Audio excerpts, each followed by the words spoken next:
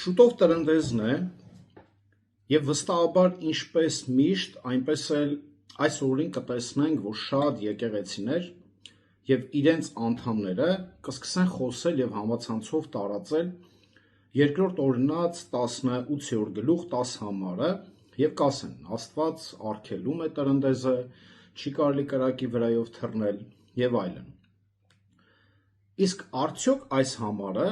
խոսում է տրնդեզի մասին։ Եկեք կարդանք և տանք որոշ բացատրություններ։ Երկրորդ օրինաց 18-րդ գլուխ 9-ից 11 համարները կկարդամ։ Երբ քո Տեր Աստծո քեզ տված երկիրը մտնես, չսովորես այն ազգերի գարշելի գործերը շարունակել։ Ձեր մեջ թող չգտնվի իր տղային կամ աղջկան կրակով անցկացնող կամ դիվական, դյութանքներ անող, գուշակող, հմայող, կախարդ, կամ վհուկ, կամ նշանագետ, կամ մեռելահարցուկ։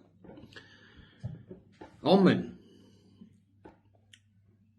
Ասեմ, որ այս գիրքը, երկրորդ օրինաց գիրքը, նշանակում է օրենքի կրկնություն։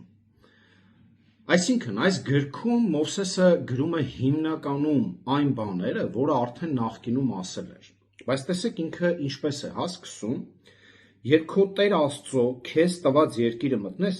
չսովորես այն ազգերի գարշելի գործերը շարունակել։ Ինչպիսի գործեր էին, դա արդեն պետք է փնտրենք։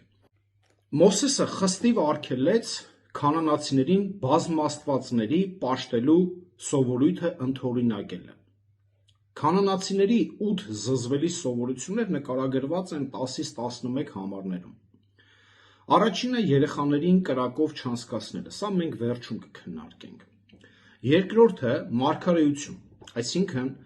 աստվածների կամքի որոնում, նախանշանների ուսումնասիրություն։ Երրորդ գուշակություն, այսինքն չար ոգիների զորությամբ ապագայի վրա ազդելու փորձեր։ Չորրորդ նշանների մեկնաբանություն, ապագան կանխատեսել նշանների հիման վրա, այսօրվա աստղագուշակներն են։ Հինգերորդ կախարդություն, կախարդական ազդեցությունների հասնել թյուրմերի միջոցով, նաև ինչ-որ թմրյան նյութերի միջոցով։ Վհուկ, վհուկը կախարդ, սրանք հոմանիշներ են, բայց վհուկը տարբերվում է որևէ դիրքով կամ հատկությամբ։ Նա իր դիրքով ավելի հմայող է, բայց ծայրահեղորեն չար է, որտեղ նրանք կարծես իրենց առաջնորդները լինեին։ 7-ը նշանագետը, դա մեդիտացիան է,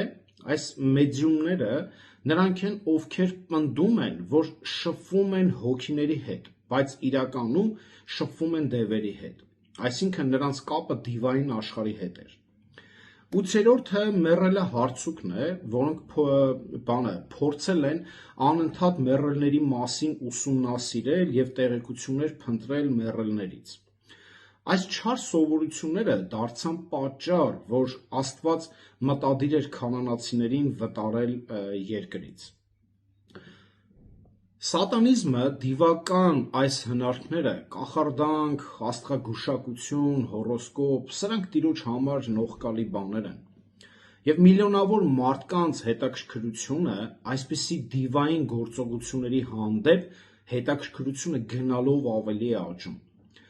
Եվ այս պրակտիկան ցույց է տալիս տիրոջ գերագույն գերիշխանությունը ճանաչելու մերժումը։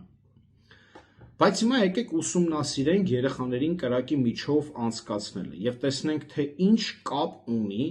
սա տրնդեզի հետ, և տեսնենք այդ քարոզիչները ուսումնասիրում են, թե պարզապես զբաղեցնում են ժողովրդին։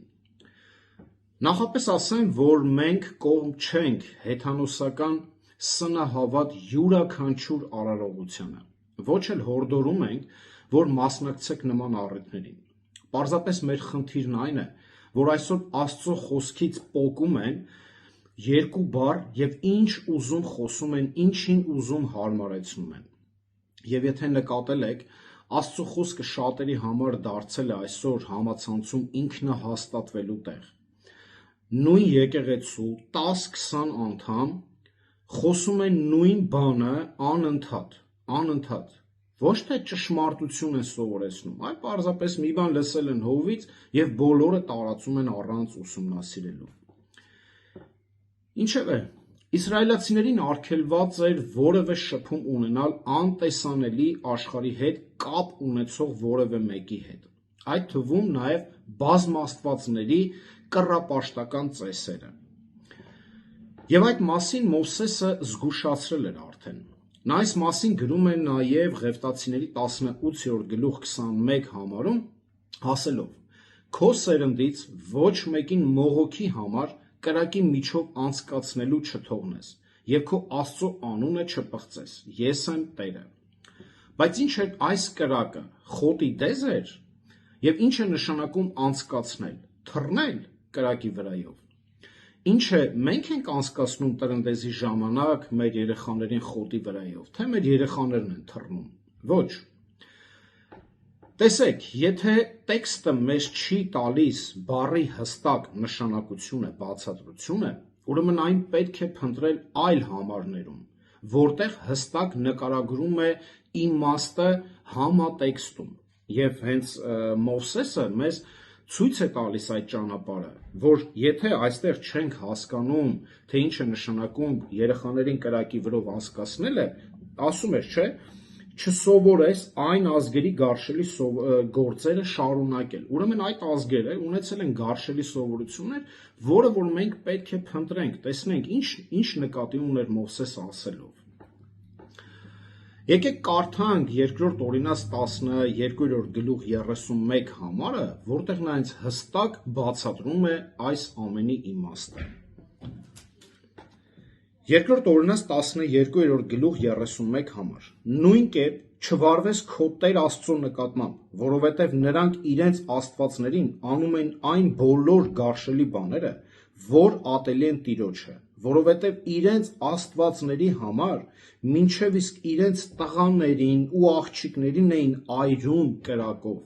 տղաներին ու աղջիկներին էին այրում կրակով։ Ահա թե ինչ է նշանակում երեխաներին կրակի միջով անցկացնելը։ Մողոքը ամոնացիների աստվածն էր։ Այս կուռքի հետևորդները իրենց երեխաներին զոհաբերում էին կրակով այրելով։ Եվ ևս ունենք երկու համար, որտեղ խոսում է այս թեմայի մասին։ Կարդանք 4-րդ Թագավորաց 23-րդ գլուխ 10 համարը։ Պղծեց նաև Տոփեթը և Եդովմի որդու ձորում էր, որպեսզի ոչ ոք իր տղային կամ աղջկան մողոքին որպես զոհ կրակով չանցկացնի։ Նաև խոսում է Երեմիա մարգարեն 32-րդ գլուխ 35 համարը, ասելով.